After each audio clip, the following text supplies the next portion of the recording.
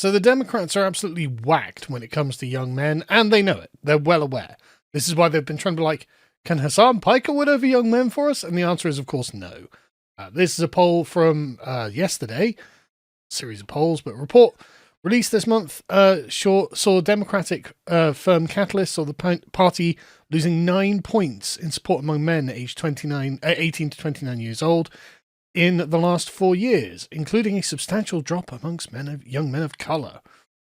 Members say they saw the Democrats need to shore up their identity among the key demographic and better address economic anxieties and other prescriptions.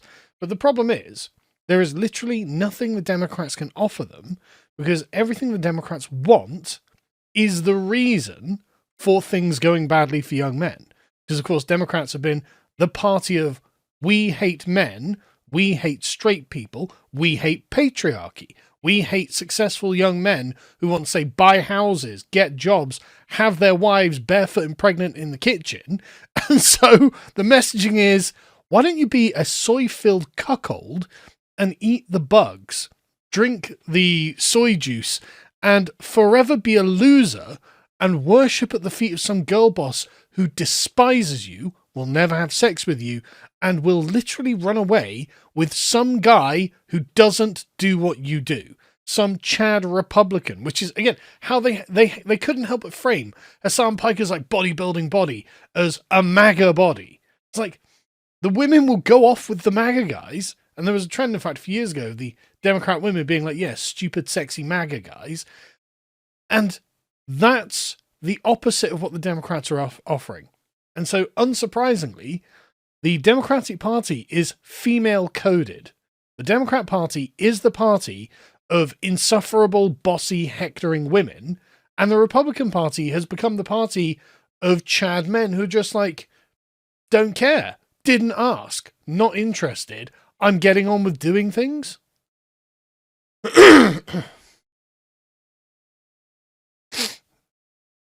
I'm going to earn loads of money. I'm going to kick some ass. I'm going to go home and get my fucking wife pregnant, right? That's what the Republican Party has taken on the symbology of in the American political mind. And the Democrats are like, but why can't we attract young men? We've got loads of screeching purple-haired harpies. And it's like, yeah, I think that might be the problem. We want to trans your kids. Yeah, I think that might be the problem. That's assuming we even allow you to have them, because guess what? Abortion's on tap. Yeah, that might be the problem, actually. You've strayed so far from anything that resembles a kind of honest traditional morality into the realms of weird, perverse, liberal extremism that all it can do is attempt to tear down things that look strong. That is the point of it. And so you being liberal extremists and being like, yeah, no wonder we hate men, we hate straight people, we hate white people, we hate success, we hate everything that made America great, and we want to liquidate it and hand it away to foreigners and weird degenerates. Why are you not on board with this, white men? So they don't know what to do. And there's a great article here from the New York Times where they're just like, we're still lost in the woods. We're still completely unable to formulate a plan that might be something that will bring young men back to voting for the Democrats. It's like, well, good fucking luck, bros, because you are just offering them destruction. You are offering them servitude, whereas Trump is offering them liberty. Trump is offering them to be the masters of their own domain. And you're like, yeah, but have you considered bending the knee to women, trans people, minorities, strangers? Have you considered that? Wouldn't it be better for you to get your taxes hiked up so you can redistribute that wealth to people who don't goddamn deserve it? And people are like, no, I'm voting for Trump. This is such a good intro to anything. After around 250 focus groups of swing voters, a few patterns have emerged, according to one researcher. Republicans are seen as apex predators, like lions and tigers and sharks, beasts that typically take what they want. Democrats are typically tagged as tortoises, slugs, or sloths. Slow, plodding, passive. She perked up, and as one person symbolize them with a very different kind of animal, a deer in the headlights. You stand there and you see the car coming, but you're going to stand there and get hit with it anyway, as in prey animals. That's what the Democrats present as to swing voters in the United States. Democrats are prey animals who are using their collective weakness in order to try and hold down the strong. And this is all very Nietzschean, actually, now that I think about it. This is the weapon. The moral hectoring was the weapon by which the weak have unionized against the strong, who themselves have decided, we have to unionize too. And, Donald Trump has led the way by taking over the Republican Party to be the party of MAGA. And so it's like, right, okay, that's where the strong people go. That's where the predators go to resist the unionized weaklings who look to tear them down. And what do the Democrats do when the response is just, fuck your feelings, basically. Fuck your moralizing. We know what's right. We know what we're going to do, and we're going to just get on and do it. And the Democrats are like a deer in the headlights. They're just like, well, shit. I mean, if they're not gonna bend the knee to our excessive moralizing and hectoring, then we've got nothing. I mean, we're literally slow, plodding, passive tortoises, slugs, or sloths. They're lions, tigers, and sharks. So I guess actually they didn't need to listen to us in the first place, did they? The stark reality is that the downward trend for Democrats stretches further back than a single election. Yeah, I know, it was beginning in 2016. Republicans have been gaining ground in voter registration for years. Working class voters of every race have been steadily drifting towards the GOP. I wonder why that is. I mean, the fact that the Democrats were able to literally break bonds that must feel like ancient feudal bonds of patronage with some of these working class communities is just like Labour in the United Kingdom, by the way. Very similar thing happening with Nigel Farage at the moment. I'll probably do a separate video on it, just because it's so worth commenting on.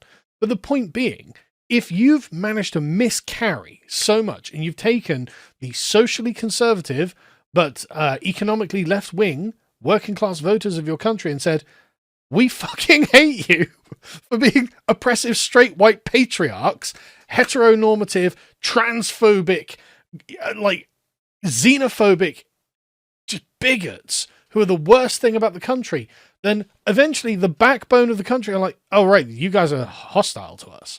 Right, so you're for everything we're not? Right, okay, so you're the enemy. So is there anyone else around? And Donald Trump's like, I'm completely in favor of everything you're for. And so they're like, oh, okay, well, it's that guy then, isn't it? Like, Donald Trump actually seems to like us. Like, he's never called us privileged because we've got white skin. He's never poured scorn on America itself. And yet the Democrats are just filled with people who fucking hate America. They just hate America and Americans more than anything else. So it's like, I just don't know why these places are going towards Donald Trump and the Republicans. It's like, it's mind-blowing, isn't it, bros? Mind-blowing. I don't know how you don't know why this is happening. And the thing is, because you're so pro-democracy, you've got no choice but to be like, are we wrong or are the voters wrong? And really, and you know this in your heart of hearts, you think the voters are wrong.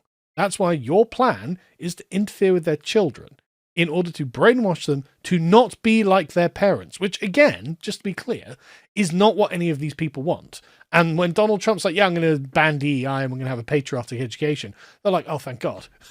Thank God. America might not be destroyed by the insane communists, the gay race communists who, for some reason, Democrats have decided that's basically their entire morality now. They might actually be stopped because the lion has returned and he's about to just eat all the sheep. Brilliant. Thank God. Over a long period of time, our party overdrew our trust account with the American people, says Deputy Campaign Manager for Kamala Harris. It's like, yeah, I guess that is one way of putting it. Stabbing them in the back is another way of putting it. Cursing them, spitting on them, and telling them that you hated them is also another way of putting it. Betraying them at every opportunity, filling their towns and cities with foreigners, making them pay for the privilege. The Americans have had all of the same things that we're having in England as well, by the way. It's just America is such a bigger place, and you at least have more than half of it controlled by Republicans at this point. So at least you've got some sane governance. And I'm not saying it's great governance either. The Republicans have their flaws, but my God, you're not governed by our Labour Party. I mean, apart from in California and New York and whatnot. But the point is, there are still areas of America that have sane governance, and we just don't have that. Anyway, so the point that they are driving at, of course, is that they don't know what to do now. Do we abandon all of our core ideals that made us such hateful, spiteful monsters? And someone might suggest, yeah, that's the right thing to do, actually. Kick the hateful, spiteful monsters out of your party, much like Keir Starmer has done, actually, and maybe you'll see some success. One Colorado Democrat says, we're losing support in vast swathes of the country in rural America, in the Midwest, in the places where I'm from. People that I grew up with who now support Donald Trump used to be Democrats. There's no reason why we shouldn't have the support of these folks, other than we have pushed in so many ways these people away from our party. Well, they're white, straight, well, they're white families, right? That's the issue, right? You've become the party of the alien, the outsider, the strange, the queer, the bizarre, the hateful against America. And these people are seeing it. Like, you think they don't see this. But of course, they're just like, oh yeah, God, no, never that. And the issue really is one of animus, right? It's the spirit, the will that occupies the Democrat Party. It's obviously against these people. They can feel that the Democrat Party itself hates them. And they're like, okay, well, I'm not going for that. I don't want to vote for something that's hateful to me. And then they carry on. Even the gender gap, which had long benefited Democrats, as in they knew that basically they were just offering women all of these vices. We will nurture your vices if you just vote for us. Well, it turns out that married women don't want that because they love their families. And so you can't really nurture hatred of men and children in married mothers. But you can do it in single women who are not married. You can absolutely do it. And so they were like, yeah, so this is fine. This is benefiting us. And it's like, okay, that's a strategy of just weaponizing evil to maintain power, which, I mean, it's a choice, but actually it turns out that eventually people are like, yeah, no, I'm actually not for evil. I'm rather for good. And so the men swung very hard to the right and were like, yeah, no, we are for the good, not for the evil, and we're going to stop it. And look where you are now. And so they're desperately trying to figure out what to do. And this gets really, really, really, really funny, right? Because they accept, yeah, Donald Trump's won all of this. And so Democratic donors and strategists have been gathering at luxury hotels, which, okay, stop you there. Like, stop you there. Don't you think that might be part of your problem? That this is very clearly an elite class of spiteful mutants who hate the United States and are weaponizing the lumpen proletariat against the traditional working class. Don't you think that that's what Black Lives Matter was? Don't you think that all of this, like, laxity on criminality is about your hatred of the hardworking, successful American? And instead of actually spending any time with these Americans, they're at luxury hotels, brainstorming on how to win back working class voters. Don't bother. You can't do it. It's beyond the scope of what is possible for you, right? But I love this. They spent $20 million. That was a prospectus obtained by the Times, which aims to reverse the erosion of Democrat support among young men, especially online. It's codenamed SAM, short for Speaking with American Men, a Strategic Plan. We've got a focus group. We've outlined a plan, and we're going to strategically implement all of these things. And then Donald Trump is going to say one thing and blow it all up. And it's not going to be $20 million straight down the drain. But anyway, the promise is to invest in to study the syntax, language, and content that gains attention and virality in these spaces. You don't know why they hate you, and it's because fundamentally you hate them. It recommends buying advertisements in video games, among other things. Yeah, go on, put up your like woke propaganda in video games and see if it wins people over. See if people buy those games. They say, above all, we must shift from a moralizing tone. You have no other tone. That's all you have now, because you have conceded that women should be in charge of your party. So look, it's taken on this very feminine guise that has become the kind of domineering den mother, and Donald Trump represents the solar masculine hero whose entire purpose, mythologically, is to overthrow the den mother and bring about a correct solar order in which men are allowed to thrive, and women who want Chad men are very happy that men are thriving. That's what is coming about right now in front of your eyes, and there's just nothing you're going to be able to do about it, frankly. So anyway, good news, guys. The Democrats are completely lost in the wilderness. They don't know what they're doing. They're never going to fix any of the problems. And a 1,000-year golden era of Trump, I would say. So, yeah, brilliant. Oh, by the way, guys, if you're watching this just as this has been put up, I am currently premiering a video over on my Saga of Akkad channel. Link in the description. Of course, you can go watch it after the fact. It's about AI, and basically it's about 40 minutes long, and I did a really deep dive on what I think actually the problems of AI are and are coming out from the very experts who created it. I think it's actually quite an important video, so I would definitely recommend going over and watching it.